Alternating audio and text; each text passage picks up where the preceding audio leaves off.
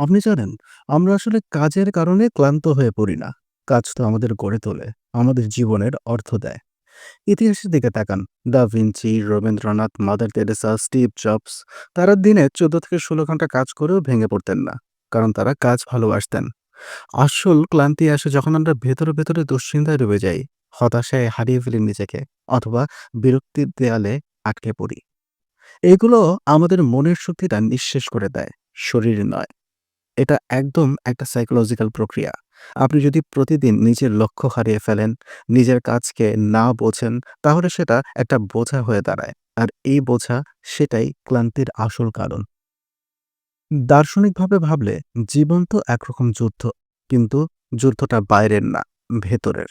আপনি যদি নিজের মনের এই দুশ্চিন্তা, হতাশা আর বিরক্তির সঙ্গে লড়াই করতে শেখেন, তাহলে কাজ আপনার জন্য একটা আনন্দের জায়গা হয়ে উঠবে।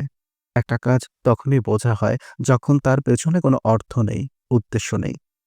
কাজকে যদি আপনি একটা যাত্রা হিসেবে দেখেন, শেখার সুযোগ হিসেবে দেখেন, তাহলে সেই ক্লান্তিটা কোথায় যেন হারিয়ে যাবে।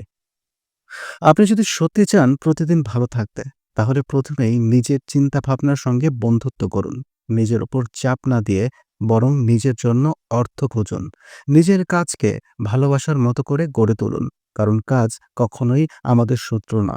আমাদের শত্রু হলো সেই অজানা, অদেখা মানসিক জট যেটা আমরা দিনের পর দিন জমতে দেই। সেই জট খুললেই দেখবেন ক্লান্তি দূর হয়ে জীবনকে অনেক হালকা মনে হবে।